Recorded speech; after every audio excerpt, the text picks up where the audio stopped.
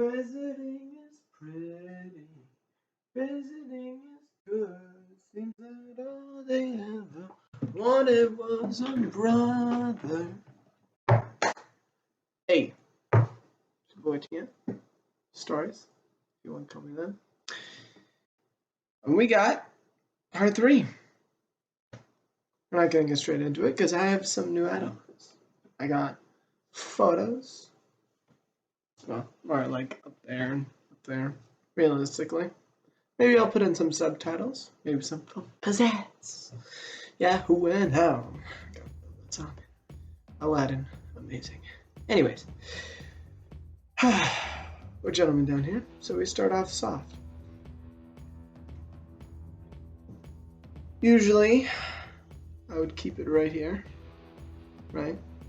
But I'm thinking about the whole thing being blacked out and just having, you know, my own screen up in the corner.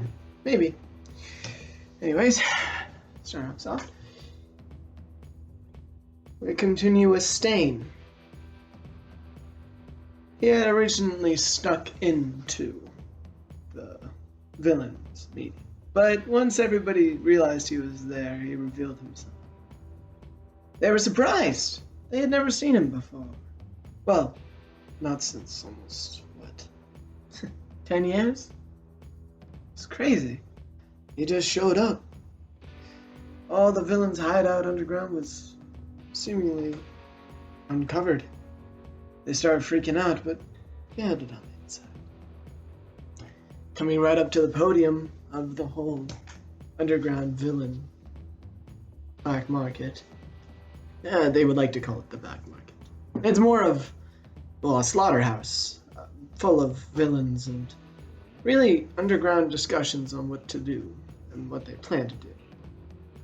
Going up to the podium, he starts off, I would just like to say, you really all think that you're stronger than me now, don't you? Just 'cause you have a 10-year head start. A lot of them start to get angered because he's challenging their physical strength. But Alpha One says, no, no, no. Let him speak.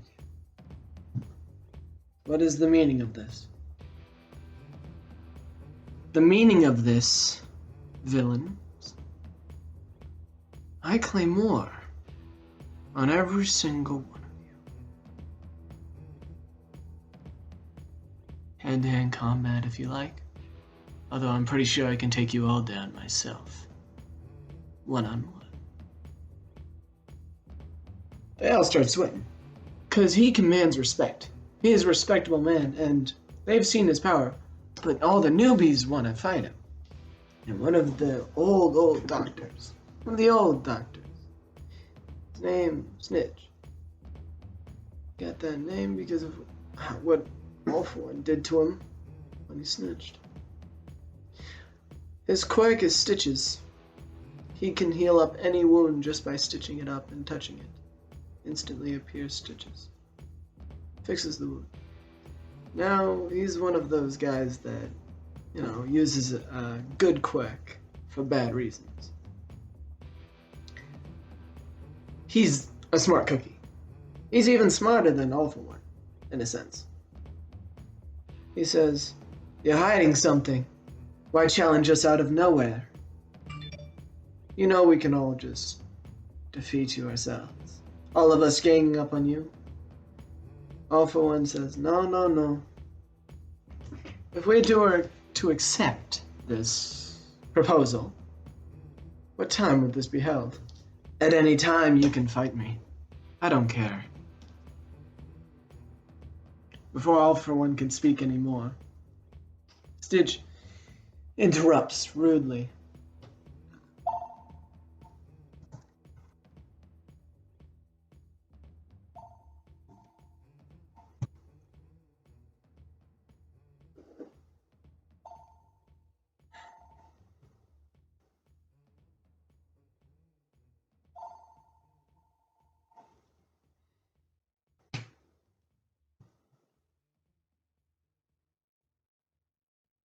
Okay.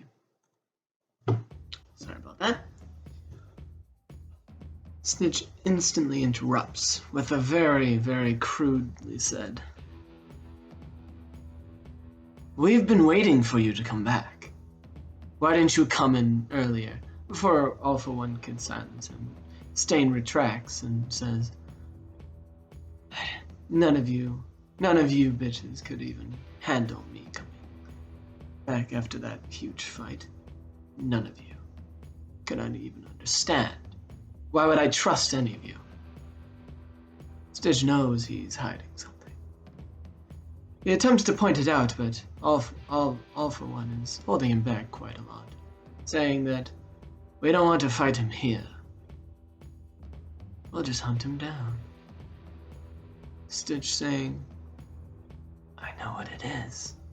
Before Stain could leave like a badass, fashionably leaving the conversation.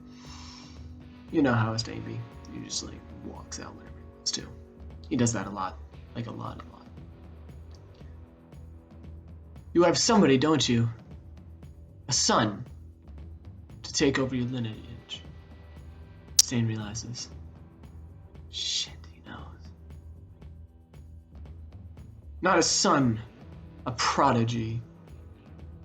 One that can take my lineage down the road and finish off you bitches. If any of you try to fight him, you'll die in an instant. Throwing one of his throwing knives at one of the guards, instantly killing him, spiking him against the wall, pinning his head against the wall with a little bit of rain coming out. This one's going to be very gory, by the way, and it's like a really long one story. This is going to be really slow. Now, turning around, releasing all of his bloodlust. Menacing smile while also staring down every single one of the baddies staring at him. If you want to fight him, may God rest your soul. Really? So he walks out. Stitches is mad because he was planning on rallying all of the villains against him at that moment. Bursting through the cell door that held them all down there, which made All for One a little bit mad. All for One asks, what do you know? I know where he works out. Really? Of course I do. It's so obvious. He's tugging around that suitcase all the time now. Fine. Take care of him. My pleasure. Now, ends off that, and we appear back in his nightly workout. Deku's. His nightly workout usually ends up going along around the city and then going in and buying stuff from the locals. So he knows all the locals' names and stuff. He's run this every single day and done it 3 times over. And each time he stops by getting food and stuff for the house, well, bunker, realistically, but also for him when he goes out to the forest again. Half a year. Yeah. It's quite hard. But yeah, he's used to taking back alleys and stuff, so he does a lot of parkour at that time. He learns how he's naturally gifted and well, he has a lot of strength, so he's used to stuff like that and agility. Plenty of hunter sense. Like feeling on the back of your neck, like Spider-Man's ability. Yeah, Spidey sense. He kind of has that just by sheer reflexes alone, by muscle reflex. So he stops by this one girl's house though, and she's in the back alley. She's holding pieces of strands of plastic, and she's twining them up so that they make like a little vial-looking thing. And she finishes just the last one before she gives them to Deku. He was like, thanks, I'll be needing it. No worries. And, he kind of likes her, but he has to get rid of his feelings so that he can continue his work. And these are for his invention, his little quirk analyzer. That's what it is. It analyzes quirks and makes a resistance against them. It will take time and it is fragile. I would say this is fair, saying that he is the same deku, and this is how he takes his creativity out, is by making stuff like that.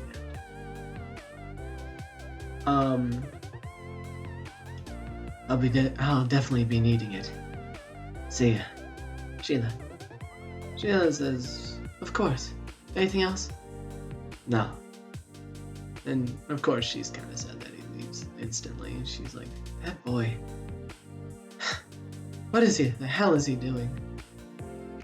Right as he turns around the corner, there's a little like divot.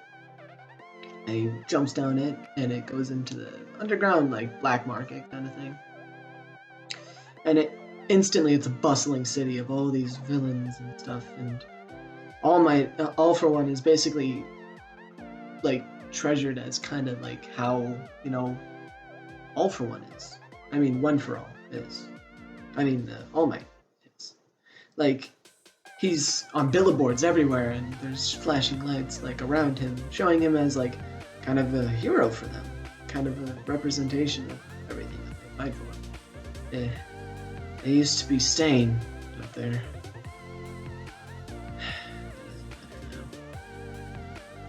The old man's given up. I gotta take over. Someday it'll be my face on the billboard, and all these fools will be gone. And it's a huge city underground. There's like still towns and stuff, and all the people in the.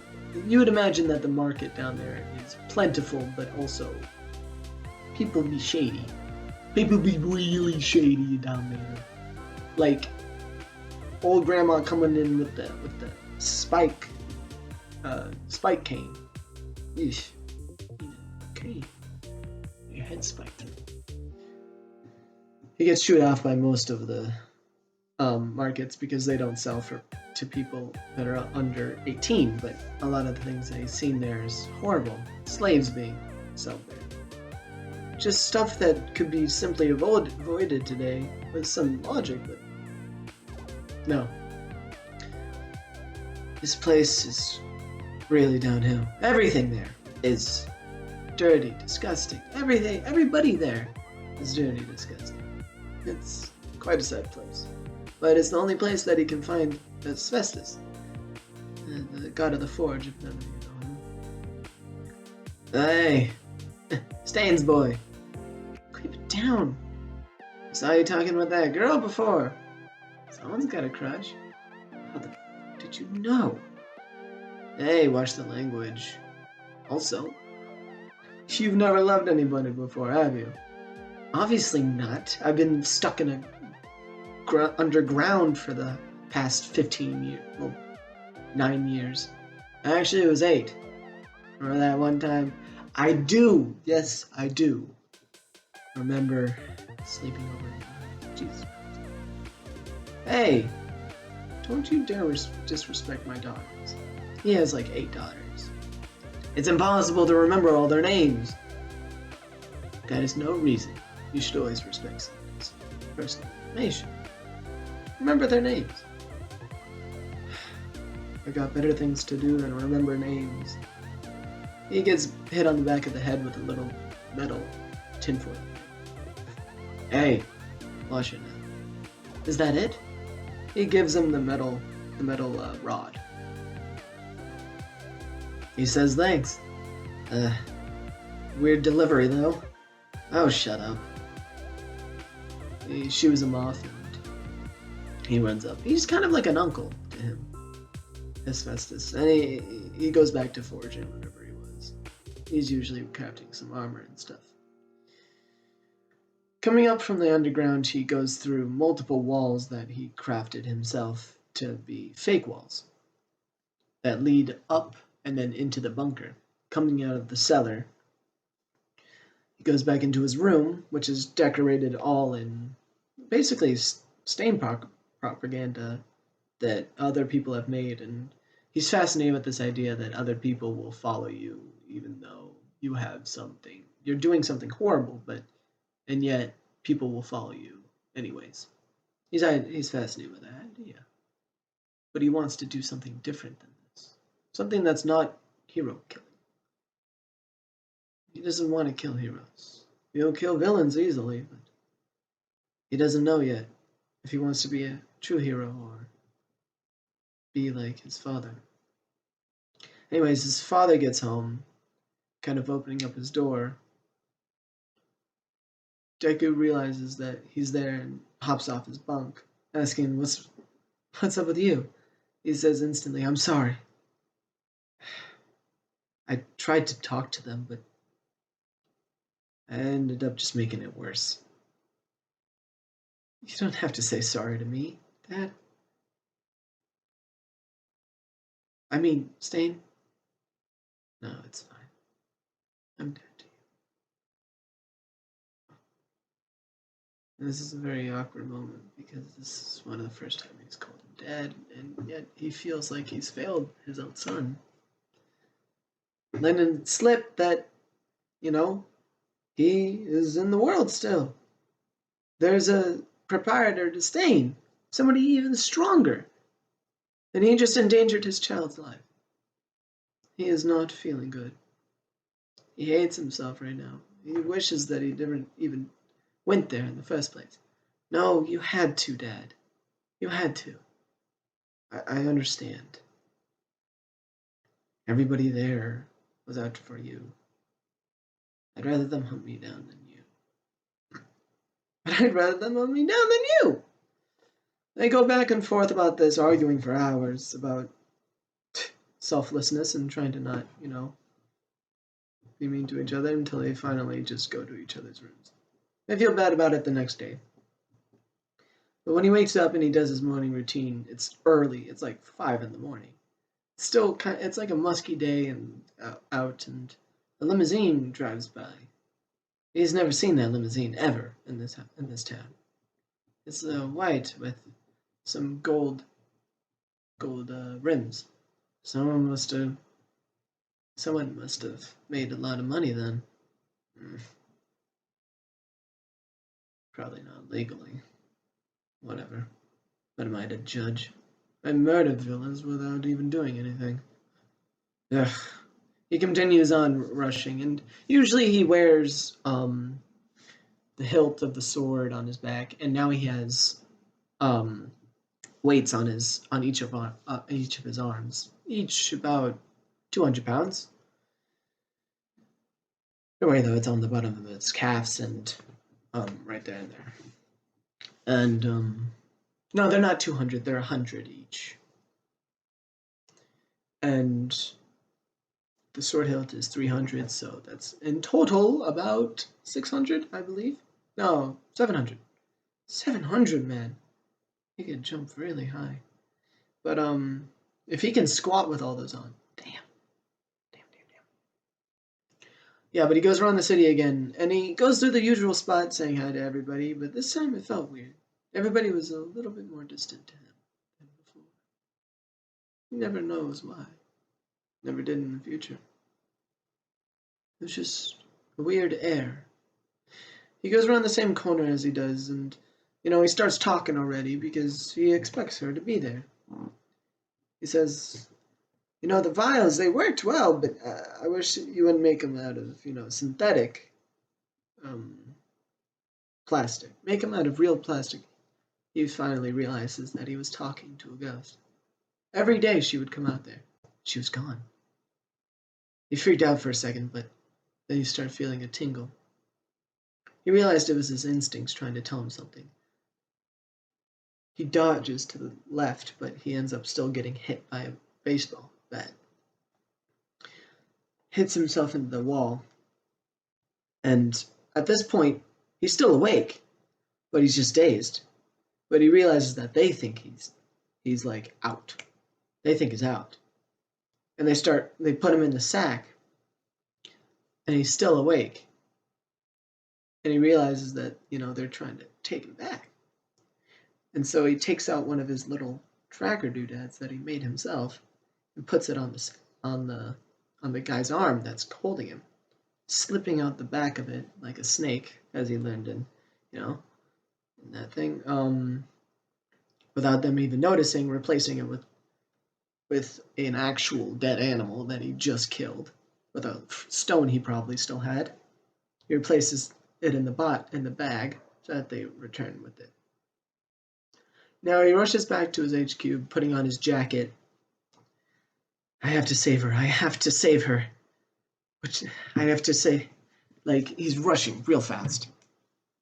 He barely is able to even grab his sword for the hill, taking off all the weights and putting on the jacket that has all of the knives in it and that has the vial in it.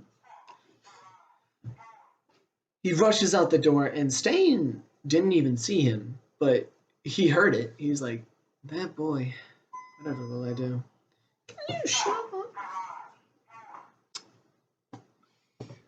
Anyways, he rushes out the door, taking to the streets and running the same direction that he calculated the limo was going in, as he did with Stain, except without the latitude. And following the tracks of the limousine, he finds it out in the forest, and it's the same one that he saw before, the limousine. He's thankful that it was the same one, and that he could track it, because if he didn't know what he would do.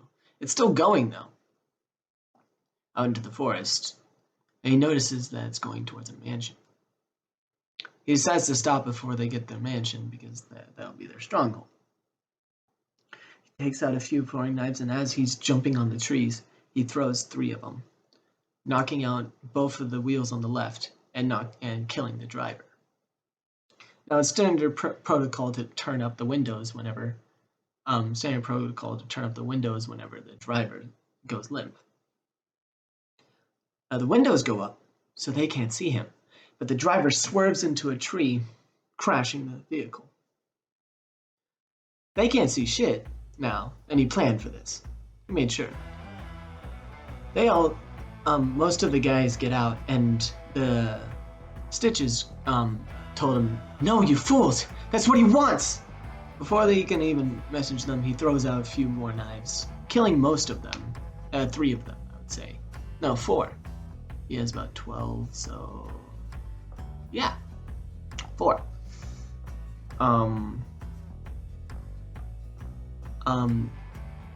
He says, damn it. He takes out a gun with tranquilizer darts in it. Now, this is a very much more morbid reality than the one that you already have in My Hero Academia. It's much more, realistic. It has guns in it, and heroes actually have, bulletproof suits. And, villains have stopped using bullets because of the bulletproof suits, of course, but against a normal person without any quirks, hell, they would use it any day. He puts a tranquilizer dart in it, specialty of himself. Jumping out, taking one of the knives that Deku threw in the shoulder, but while shooting the tranquilizer dart at the same time. Now, these tranquilizer darts go faster than bullets, so Deku wasn't expecting that. He gets hit in the shoulder, and it inserts itself, but he gets it out, and it's halfway, so halfway injected. He falls out of the tree because half of his body just went limp, most likely his legs. All the rest of the gang members get out, and then they tie him up on the back of the car, of the limousine, and he looks up and he sees,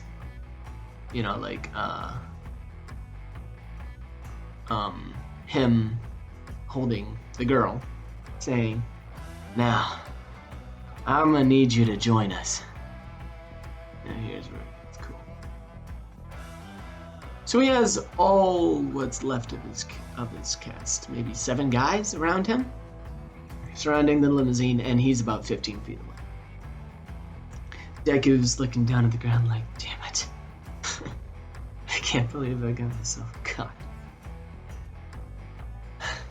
That's just my genius. Sorry, kid. Your genius led you down this trail and let me destroy your limousine, which was probably very expensive. Kicks it in the back just to try to enrage him a little bit more. He was taught in the way of, enraging people and making their emotions yourself, commanding their emotions. But he does not get mad, not at all. He knows the mind game he's trying to play with him. He touches his shoulder, healing it all up, with stitches going over it. He has stitches all around his body, as you can see. He actually did Dobby's stitches, which is going to be interesting. He's not going to have stitches. Oh shit. I'll get to that when I get to that. Saying, you've done nothing here. You've only killed 3 of my men, that's about it. 4. 4? One falls down from the tree because he kind of like dragged him up there, choking him out. That happened before when he dragged him out of the limousine. But yeah. He's sitting there like, you think that you control this? I control this. Really? Who's the one that's tied up? That's what I thought. Now you see, hitting him with the backside of the gun to the face. Ow.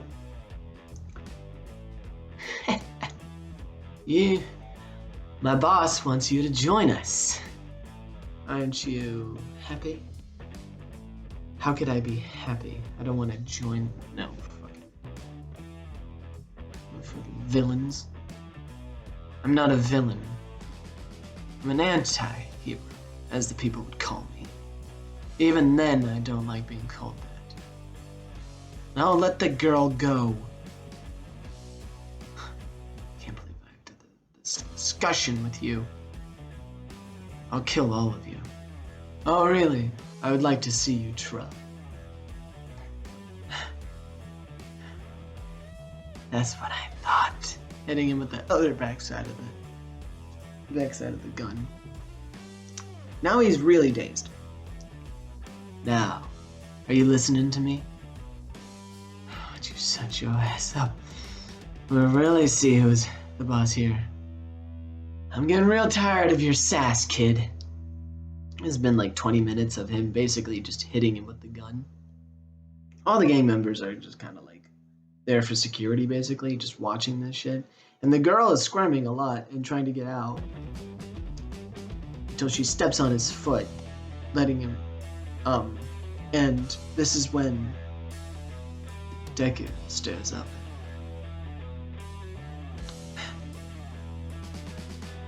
Who's not tied? I am. He socks one of the guys. He socks Stitches first because he just got his foot stepped on it and he's shocked.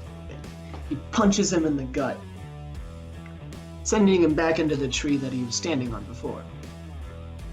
Of course, Stitches draws out his gun at him, but he dodges behind one of his men and he shoots one of his men on accident. They're like, dude, what the hell?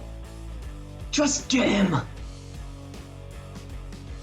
They all start fighting him, but he bashes one of their heads into the tree trunk and then picks up the stone under his body and chucks it so hard at one guy's that it just evaporates his whole carry. That is how fast he can throw. Now you can imagine when he throws another rock and hits out a guy's leg, making him kneel down. Puts his foot on top of his knee and knees him in the head so hard that like his skull kind of like collapsed inside. And now the 3 rest of the guys kind of want to leave. We kind of don't want to die, you know. Like we good, cuh. We good. See, but they don't get very far as the guy kind of like shoots out their legs like, you're my slaves. You're mine. Don't you run away from him. I commanded you, and you listen. Looks like they're scared and running away. Shouldn't you be too? He realizes he's holding the girl. Maybe you're right. Of course I'm right. I healed your father, by the way. You're welcome. It gives him a moment of consideration in his head, which then the special doctor, uses to tranquilize him in the leg. Realizing that he was just tranquilized, he takes out his sword. He's like, enough gameplay, but he kind of falls on his knee, injecting it even further, which hurts like hell, making a huge hole in his leg. The guy Stitches drops the girl, but is aiming his gun at both of them. He's like, now decide. Which one will it be? I know that you can't catch this. Come on, join me. One job. That's all I ask. That's all my master asks. Looking up at the girl, she's like, don't. I don't want you to be a villain. He's like, shut your ass up. Come on, kid. It's a worthy deal, isn't it? Come on.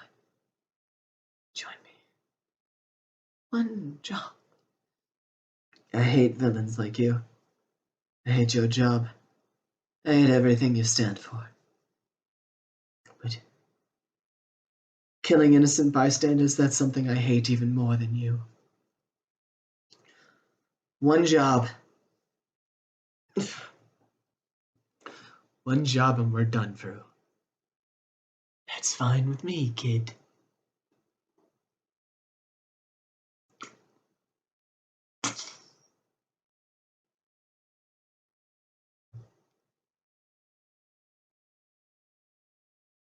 He tricked out our boy.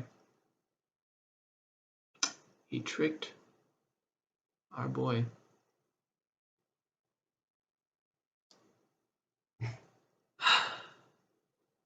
So, it's our deal then. Holds out his hand. He resists the urge to crush his hand into oblivion. He shakes his hand just timidly, just a little bit of malintent in it. Just like, very good deal, sir. Yes. I fucking hate you. Like, you take the girl, and we're good. They all leave to the mansion. And he's like, God damn it.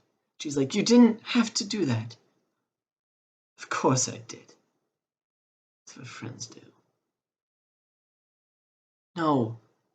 Don't you understand? That's what heroes do. You're not a villain. For your life, I am now. He walks off and she follows. He decides to pick her up and dash over the trees to make it faster. Even though his leg is paralyzed right now, he can still do that. Except really, really wonky. But his leg kind of wore off. He gets home and he's like, I dropped you off now. Just don't mention this to anyone, okay? She's like, okay. Just one thing before you go. Yeah? Thank you. She gives him a little peck on the cheek. They ain't girlfriend and boyfriend. Don't you go do it. I hate sexualizing my characters. It's really odd for me. I hate sexualizing people. She just gives a little kiss on the cheek. That's about it. She's really thankful for him. And he's like, well, you can pay me back by getting me those vials in the morning. She's like, yes, of course. Him limping back to his hobble in the ground. God, why'd I make him live there? Knocking on the door, Stain coming out like, holy shit, what happened to you? Like, I knew they were coming after you, but I mean, I didn't realize that that's what you rushed out the door for. Why didn't you tell me? He's like, I'm in. And he's like, what do you mean you're in? To the system, the villain system. Finally. Good job. It only took being threatened, having my best friend threatened. You'll get used to it, kid. Trust me. You'll get used to it. Deku's like, oh god. If I have to do that several more times, I'm gonna throw up. Oh. Almost got my ass beat. Who did it anyways? The doctor. Of course, that little prick. Father, he was just doing his job. I respect his intelligence, but he does not realize what we're really after. You're my true successor. That's for sure. Anyways, that was under part 2.8. I know these ones are going really slow, but I love this arc because it has a lot of progression in the character, like the plot progression. So the one job, of course, will be. Actually, you know what? That'll be all. See you guys in the next video.